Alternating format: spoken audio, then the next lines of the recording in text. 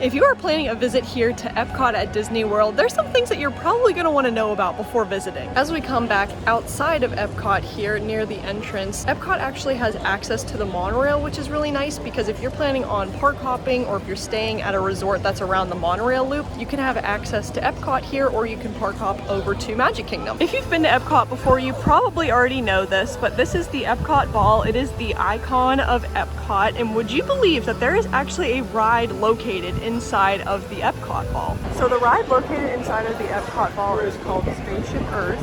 It's about a 10 to 15 minute ride, and it shows how communication has evolved over the years. It's a really interesting ride that I recommend checking out, and not to mention it is an awesome AC break. Another really neat thing about Epcot that the park is really well known for is the festivals that occur seasonally throughout the year. One thing you'll want to do in order to get the most out of an Epcot festival is to pick up a festival passport. Now currently the Flower and Garden Festival is happening here at Epcot, and you can pick up these passports at the entrance of the park near the park maps. But the neat thing about these passports is it can give you an idea of the different activities that you can participate in. For the Flower and Garden Festival, you can see all of the different topiaries that are around the World Showcase and around the park in general, and you can check off each of them to make sure that you see them all. Another thing that's neat is it shares all of the festival booths that you can find around the World Showcase, and it gives you an idea of what food you can expect to find there, and you can also check off the different items so that way you don't miss an item that you may be excited about. If you're looking for a place to eat here at Epcot and aren't looking for a sit-down restaurant or eating at any of the festival booths, you can check out the new Connections Cafe and Eatery. The Connections Cafe portion of the Connections Cafe and Eatery is essentially a new Starbucks location where you can go and get different types of coffees and teas, but it's also a great place to go and sit down and relax, take a breather, get an AC break, or just hang out with some friends and family members. There also are a lot of charging areas at this location, so if you need to charge your mobile device, there's a lot of places that you can go to do that. The theming and the decor of this location is really unique, so you'll definitely want to take some time to walk around and see everything that is in here. As far as the Eatery goes, this is one of the newest quick service locations here, not only at Epcot, but at Disney World in general. This is a great place that you can go to get a quick bite to eat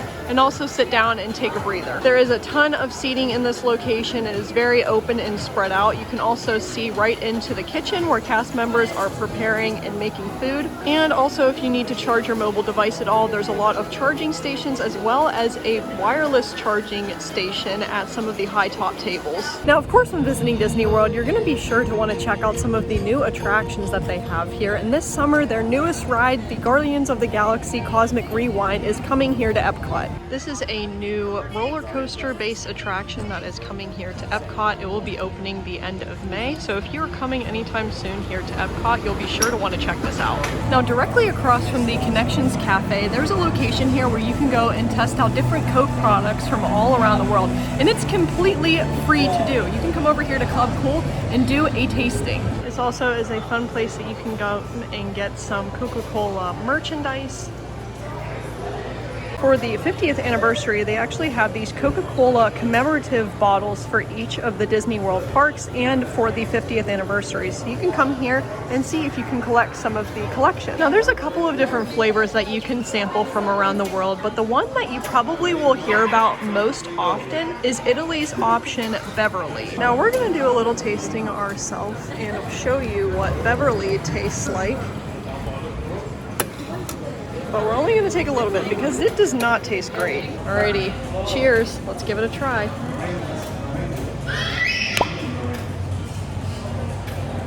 It does not taste great. Initially, it tastes like a Sprite, and then the aftertaste is very, very terrible. So see if you're risky enough to try Beverly. As we come into the Mexico Pavilion here, one thing that you should also know besides Spaceship Earth is that there actually is a ride inside of this building here. This ride is called the Grand Fiesta Tour. It stars the 3 Caballeros and is similar to a ride like Pirates of the Caribbean. It's a little boat tour through the ride. The nice thing about this ride is it usually has a very low wait time, and it's a fun little thing to do with kids. If you are a fan of myths and legends Titans and Loki and Thor, you can come in Norway here to this Viking church. Seems a little unsuspecting, like you can't walk into the building, but there's a little exhibit in there that you can see. Here you can see some historic Viking items and see how the Vikings' beliefs impacted their daily lives. Not only is there an exhibit in Norway that you'll want to check out, but there's also a really neat exhibit in the China Pavilion that you might want to see. As you may know, there are Disney park locations all over the world, but the neat thing about the China Pavilion here is it actually has an exhibit that shows a lot of highlights of the Shanghai Disney Resort. In this exhibit, it highlights all of the different lands that you can find in the Shanghai Disney Resort. And it also talks about some of the rides that you can find there and what all went into the theming and creation of the ride. It also shows off what some of the cast member costumes look like for certain rides that you can see or some of the dining locations there. The thing that I think is really funny is how in here they made all of the different zodiac animals from different Disney movies or into different Disney characters. After seeing this exhibit, I would absolutely love to try to make my way over to Shanghai Disney one day because it just looks like there's a lot of unique things that you can see there. Now, Shanghai Disney may have similar attractions or places to eat like we do here at Disney World or even at Disneyland, but they definitely look a little bit different, and I think that's really neat because it really shows how each of the parks are unique in their own way. When visiting Epcot, one of the most popular things there is to do here is to walk around the World Showcase. Now, it can be really easy to get caught up in tasting food and going from ride to ride, but these pavilions are very, very well decorated. And one thing I recommend to you is pick one of the pavilions in the World Showcase and explore it in detail because there's some hidden details that you might not know about. But to give you an idea of what you can expect to see in some of these Epcot pavilions, I want to show you around some of my favorites so that way you can know what you can expect to see. So for example, we hopped into the Germany pavilion here and there is actually a full restaurant inside of the Germany pavilion. You wouldn't necessarily know it to look at it, but this place in here is huge. This is a little bonus thing I wasn't necessarily going to share, but there's actually a little train set that you can see in between Germany and the Italy pavilion over there. And the train goes all around.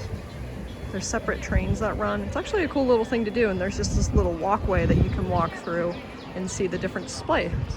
Another pavilion that is fun to check out in detail is the Japan Pavilion. Now let me show you why. First of all, here's a little koi pond that you can come and visit as you're walking right into the Japan Pavilion. But the neat thing about this is if you get here early enough in the day, you can actually see them feeding the fish. But a neat thing here, here's the entrance of the pavilion. If you come up these stairs, there's a bit of gardens that you can come and explore, as well as there are some picnic tables that you can come and check out. There's a bathroom in the back there, and there are different special trees that are on display, and it tells you how old the trees actually are. Some of these trees are pretty old, which is actually neat to see. Also, at various times throughout the day, there is a drum show you can see.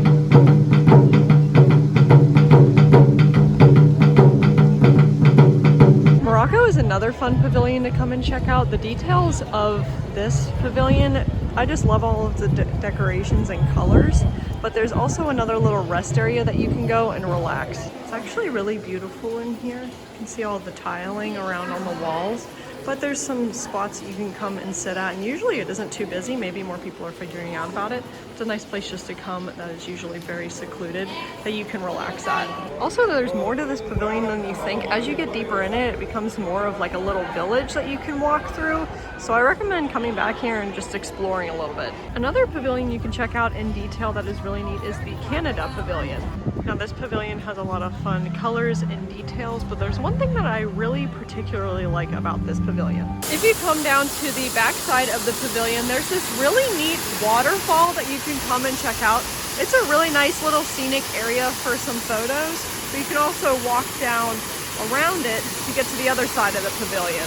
Here we're at the base of the falls, and if you need a way to cool off if you're warm throughout the day, it actually misses you a little bit here from the waterfall, which is kind of neat.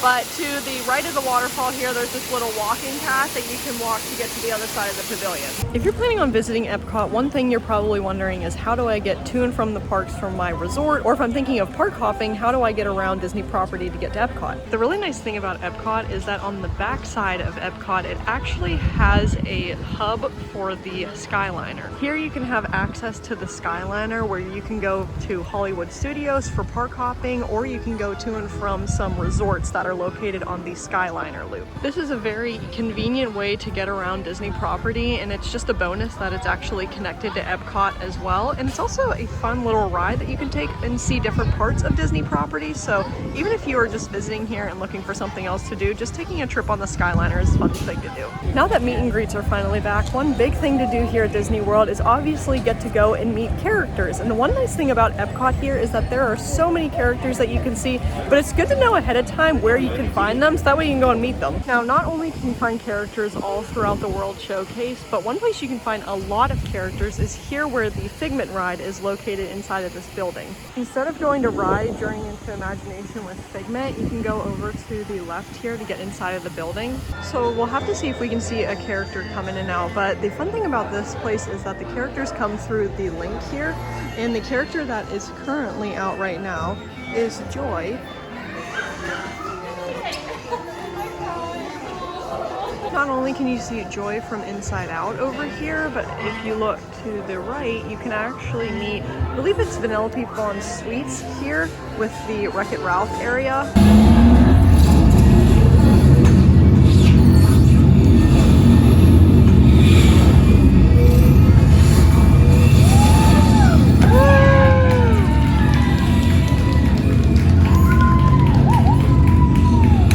Give you another character tip. If you want to meet Mickey Mouse, a really good place to go is here at the Disney and Pixar Short Film Festival area. Now, I definitely think people are starting to figure out about this location a little bit more because the line used to be dead, but here you can come and meet Mickey Mouse.